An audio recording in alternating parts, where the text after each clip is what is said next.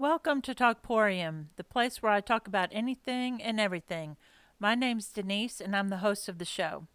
So today I wanted to talk about Chloe Dorsey. You may have seen the story about her.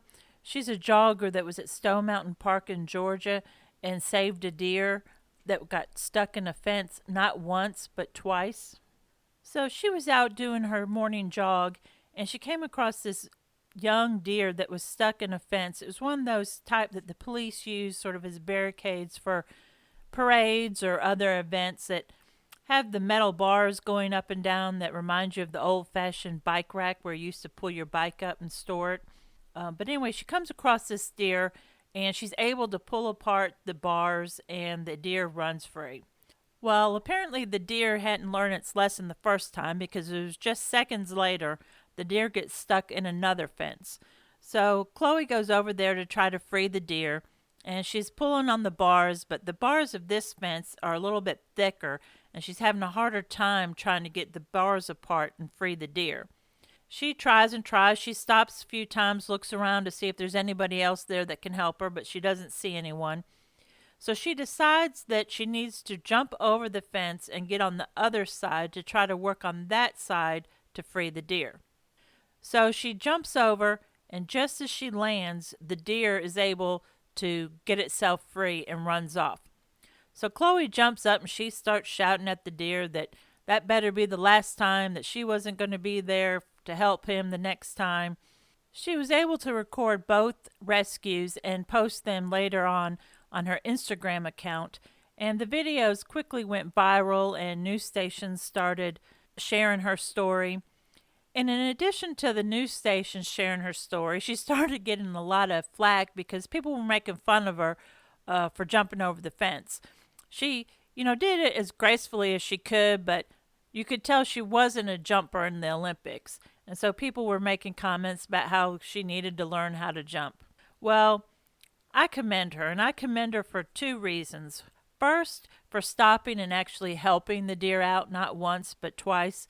A lot of people these days would have just walked on by.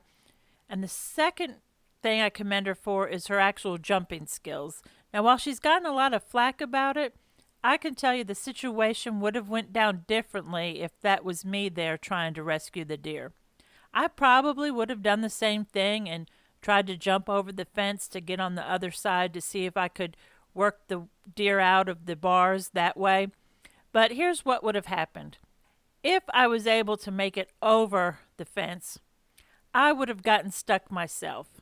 So the next person coming along would have seen a deer stuck in the bars of this fence and this fat old white lady stuck right there next to him. Can you imagine your reaction if you would walk upon a scene of a deer and an old lady stuck in a fence? I bet you would start laughing. I know I would. And then the next thing you would do is you'd take out your phone and you'd videotape it. Then after you got a nice video and stopped laughing, you'd ask me if I needed some help.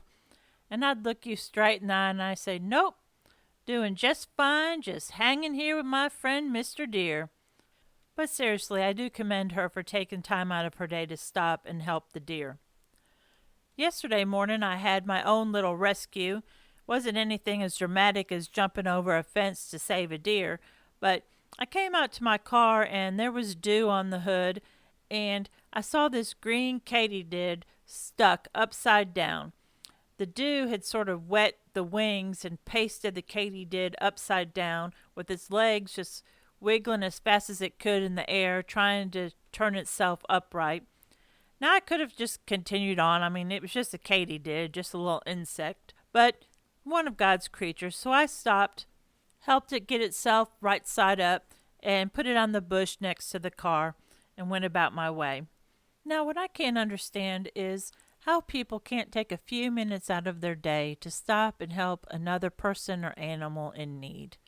It seems like we've gotten so busy and so self-absorbed that we're only concerned with ourselves and our own priorities and getting to wherever it is we need to go. A perfect example is what happened about a week or two ago. I was on my way to the store and I got stopped at a red light at a busy intersection and I saw something moving underneath this car in front of me And at first I thought it was just a bunch of leaves blowing in the wind, and then I realized it was a tiny kitten. Now, this kitten couldn't have been more than 5 or 6 weeks old.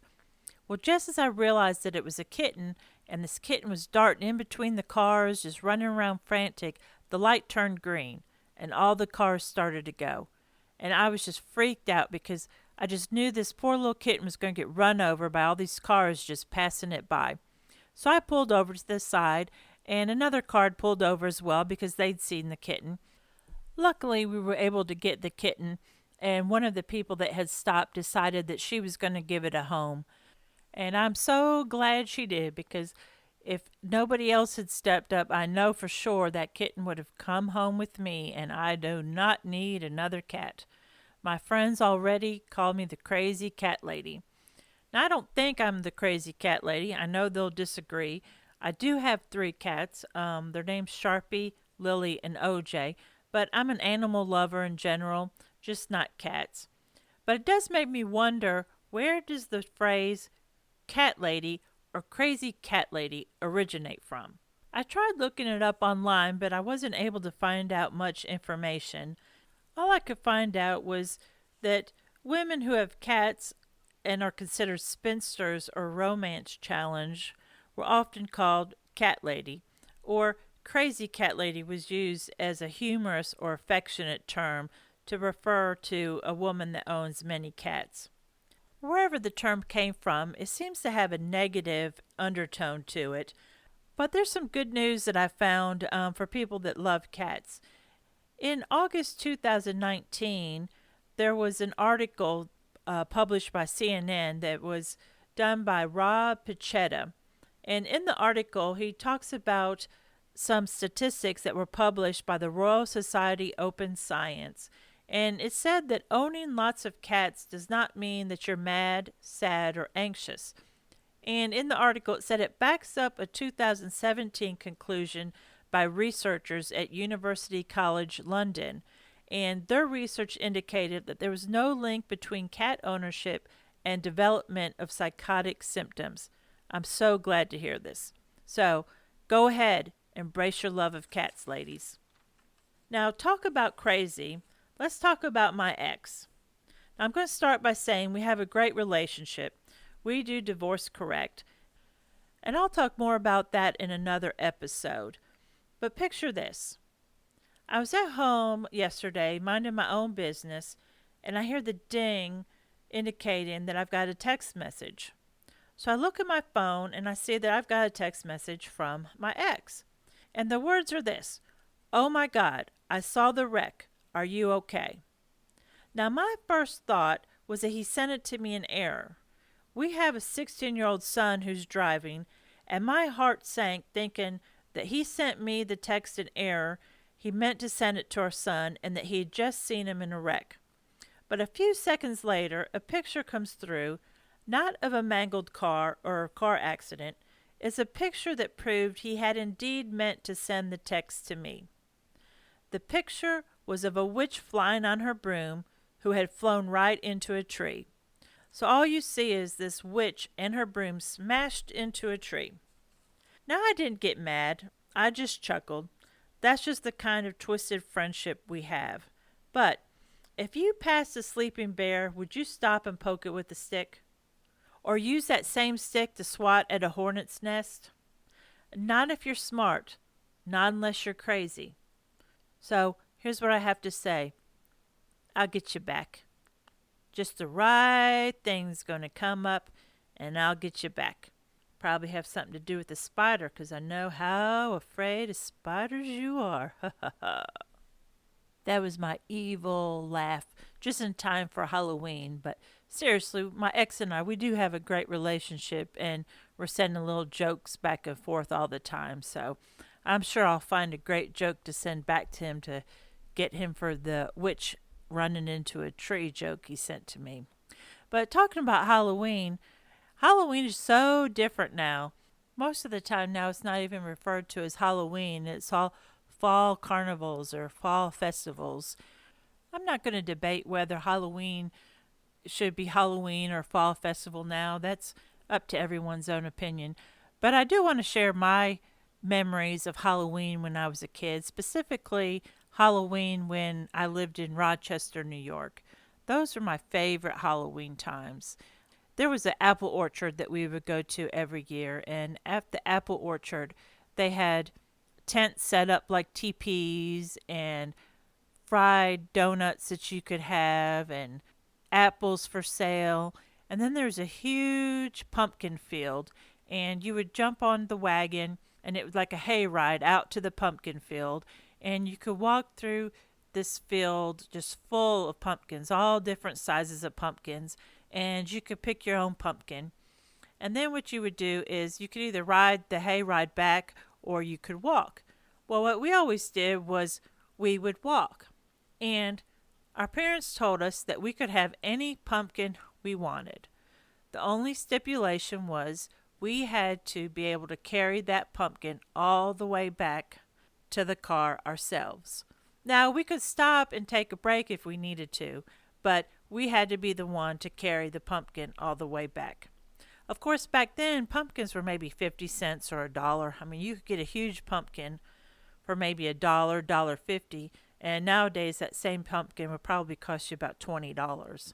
It was just some of my favorite times, just going out there and walking through the pumpkin field and the hayride and crawling in the teepees made out of the corn husk, and then the fried donuts. They were like cake donuts. They were delicious. And then the fresh apple cider. I just love sampling the fresh apple cider too. And in New York, of course, in October, there was a chill in the air and you were kind of bundled up. Not like here in Georgia where you might still be walking around in shorts and a t-shirt at the end of October. But you could definitely tell that it was fall and that Thanksgiving and Christmas were just a short time away. I remember going out trick-or-treating, and it was a time that you'd go to the neighborhood and everybody would be participating in Halloween. You'd go from house to house filling up your Halloween sack or pumpkin with all sorts of different kind of candy. Now, I grew up in the 70s and 80s, and things were a little bit different back then, but we still had some crazy people out in the world because I remember after trick or treating, the first thing that we had to do before we could dive into that candy was my mom would go through each of our bags of candy and she would spread it out on the table and she would inspect each piece. She would look for pieces with the didn't have a wrapper or the wrapper looked like it had been messed with or something might be odd because I guess at that time people had started putting razor blades and different things in candies as a prank or just to be mean.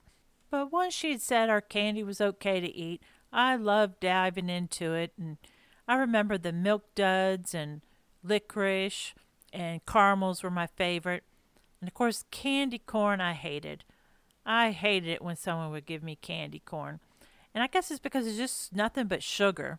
I can eat a little bit of it now, but I hated candy corn when I was young. Then there was carving the pumpkins and trying to figure out exactly the perfect face to put on the pumpkin. And sometimes my mom would save some of the seeds that came out of the pumpkin and she would roast them in the oven with some oil and salt. I'm sure you've got some great memories of your childhood and Halloween and fall festivals. I'm glad I could share some of my memories with you. I hope you enjoyed this episode and tune into future episodes. Check out our website at talkporium.com. Until next time, make the most out of every day.